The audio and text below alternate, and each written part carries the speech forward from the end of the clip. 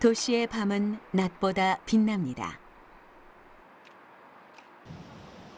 거리를 가득 채운 화려한 네온사인. 밤거리를 밝히는 야간 조명. 다채로운 빛으로 채워진 도시의 야경은 한 폭의 그림을 연상시킬 정도인데요. 문제는 이러한 조명들이 빛 공해를 일으키며 현대인들의 수면을 방해하는 요소로 작용하고 있다는 겁니다. 환경부 조사에 따르면 2010년부터 지난해까지 8년간 전국에서 발생한 빛공해 관련 민원이 약 2만 9천 건에 이릅니다. 특히 2017년 빛공해 민원 수치는 2010년에 비해 약 7배 증가했는데요. 지난해에 확인된 6,900여 건의 민원 중 빛공해가 수면을 방해한다는 유형이 절반 이상을 차지했습니다. 빛을 쬐게 되면 아무래도 뇌가 활성화되면서 각성이 일어나게 되는 거죠. 그러한 이유로 수면 중에는 빛을 쪼이게 되면 깊은 잠을 자지 못하고 잠을 잘 유지시키지 못하는 그런 영향이 있습니다. 우리 이제 뇌는 이제 햇빛이 해가 뉘엿뉘엿 지기 시작하면서 멜라토닌 호르몬이 나오기 시작합니다. 근데 그때 강한 불빛 조명 환경 하에서 이제 일을 하게 되면은 정상적으로 분비돼야 될 멜라토닌이 나오지 않기 때문에 이제 잠이 드는 시간이 늦어지게 되고, 그러니까 점점 늦게 자게 되고, 그 다음에 잠들기도 어려워지게 됩니다. 실제로 촛불 하나 정도의 밝기만으로도 잠이 오게 하는 호르몬 멜라토닌의 농도가 줄어들어 수면에 영향을 미친다고 합니다. 낮과 밤을 인지하는 생체 시계의 리듬이 깨져 수면과 기상 현상에 교란이 생기는 것이죠. 생체 시계란 대사, 행동, 노화 등의 주기적 리듬을 담당하는 기관으로 생체에 내재된 식물학적 시계를 의미하는데요. 수면 패턴, 체온 조절, 혈압 변화 등 신체에 일어나는 현상에 직접적으로 관여하죠. 그중 우리는 약 24시간을 주기로 나타나는 수면 생체 시계에 주목할 필요가 있습니다. 근데 몸 안에는 전부 다 또 그 생체 시계가 있습니다. 여기에만 있는 게 아니라 간에도 있고, 콩팥에도 있고, 근육에도 있고, 모든 세포들이 다 그런 그 생체 시계를 가지고 있는데 시신경 교차 상액에서 전부 컨트롤을 하게 돼요. 그 부위에서 지금 굉장히 여러 부위로 신경 세포를 보내고 있어요. 그 중에 우리가 흔히 이제 이런 그 일주기 리듬과 많이 관련됐다고 하는 거는 그 송과선이라는 그런 부위에 신호를 보냅니다. 사람들은 보통 해가 지면 잠이 들고 해가 뜨면 잠에서 깨는 수면 패턴을 보입니다. 이런 수면 패턴을 형성하는 데 영향을 주는 신체 기관이 있는데요. 바로 송과선입니다. 송과선은 뇌 속에 있는 호르몬 분비샘으로 수면 호르몬을 분비하거나 멈추게 해 수면 시간과 기상 시간 신호를 보내주는 생체 시계 역할을 하는데요. 망막에 빛이 닿으면 그 정보는 망막의 시신경을 통해 시신경 교차 상핵에 전달됩니다.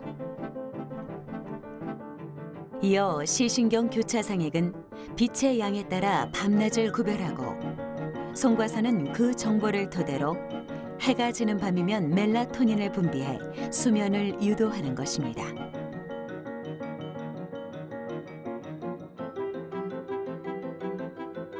하지만 아무리 캄캄한 밤이라 해도 빛에 노출된다면 송과선이 멜라토닌 분비를 멈춘다고 하니 빛이 수면에 얼마나 큰 영향을 미치는지 알 수 있는데요. 그렇다면 수면에 도움을 주는 빛은 없는 걸까요?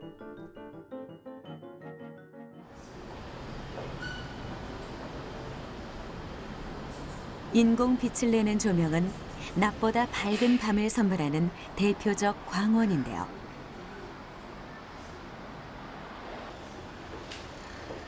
기능성 조명은 용도에 맞는 색과 기능을 덧입혀 우리 생활에 다양하게 활용되고 있죠. 그 중에서도 주목을 받고 있는 건 바로 수면 유도등입니다.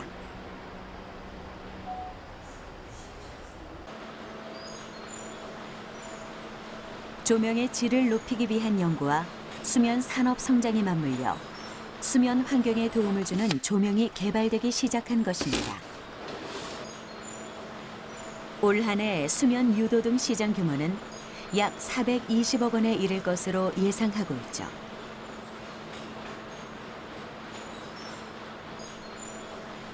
하지만 불빛이 없는 어두운 환경이 숙면에 도움을 준다는 점에서 볼 때 빛을 내는 수면 유도등 역할이 꽤 아이러니한데요. 수면 유도등은 잠이 든 후 깊은 잠을 유도하는 불빛이 아닌 쉽게 잠들지 못하는 현대인들의 입면 시간을 줄여주는 역할을 하는 것입니다.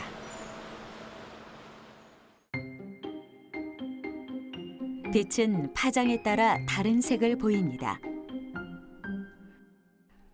이 빛을 내는 절대 온도를 색온도라 하며 빛이 푸른 계열일 땐 청광색, 붉은 계열일 땐 적광색이라 하죠. 각각의 색 온도를 가진 조명은 우리의 뇌를 자극해 각기 다른 뇌파를 발생시키는데요. 수면 유도등이 일상생활에 사용하는 형광등이나 LED 등과 같은 일반 조명과 구분되는 것은 적색광을 활용해 수면이 도움이 되는 뇌파를 유도하는 데 있습니다. 그러니까 조명에는 이제 조도, 밝기가 있고 색온도가 있는데 색온도는 파장을 의미합니다. 그래서 높은 색온도는 단파장 성분이 많은 파란색 성분이 많은 거고 낮은 색온도는 빨간색 계통이 많은 것이 되겠습니다. 그래서 낮에는 밝은 빛, 높은 색온도 환경에서 일을 하게 되면 업무의 능력이 상승하는 것으로 되어 있습니다.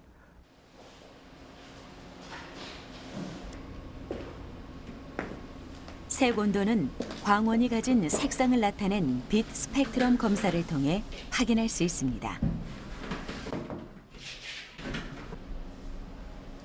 그 검사 방법 중 하나가 분광 분석입니다.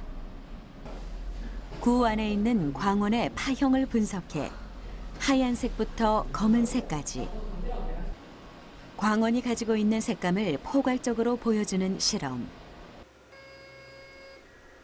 푸른색의 파장은 짧고 붉은색의 파장은 길기 때문에 파장의 차이로 청색광과 적색광을 구분할 수 있습니다.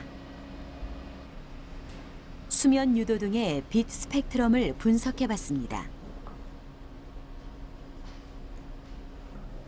육안으로 보기에도 붉은 빛을 띠던 수면 유도등은 실제로 붉은색에 집중되어 있는데요. 푸른 쪽에 치우친 일반 조명과 확연히 다른 결과를 확인할 수 있죠. 분광 분석이 필요한 이유는 조명의 종류에 따라 스펙트럼이 다 다르기 때문에 활성화할 수 있는 공간, 휴식을 할 수 있는 공간, 그다음에 숙면할 수 있는 공간, 이런 공간들의 종류에 따라 조명 개발을 위해서는 정확한 분광 분석을 통해서 정확한 스펙트럼 분석이 필요합니다. 적색광은 긴 파장을 가진 빛으로 전체적으로 따뜻하고 포근한 느낌을 줍니다. 이로 인해 몸이 이완되고 휴식 상태와 같이 안정적이고 편안한 상태에 접어들어 우리의 뇌에선 알파파가 나오게 됩니다. 수면에 들기 전 입면 단계에서도 알파파가 나오는데요.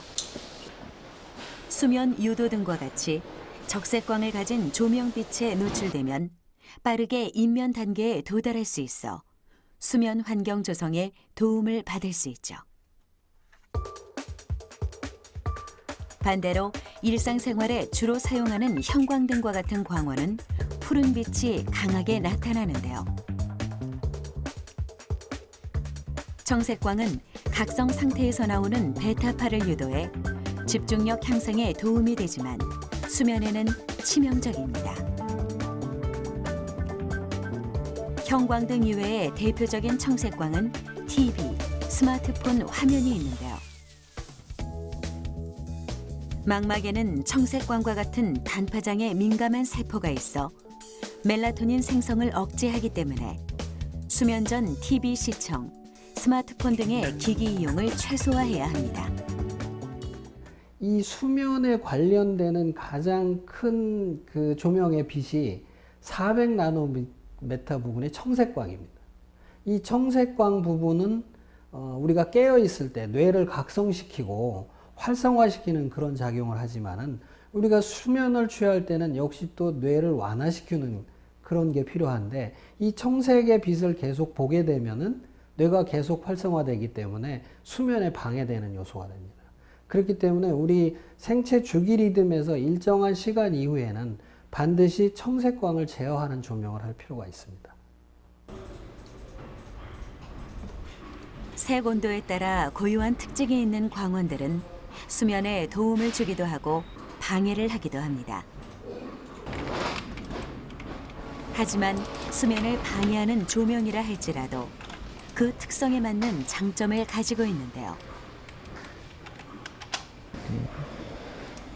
광원의 장점을 살릴 수 있는 공간에 파장별 조명을 적절히 배치해 효율적으로 빛을 활용한다면 일상생활의 질을 높이는 것은 물론 수면 환경에도 도움이 될 것입니다.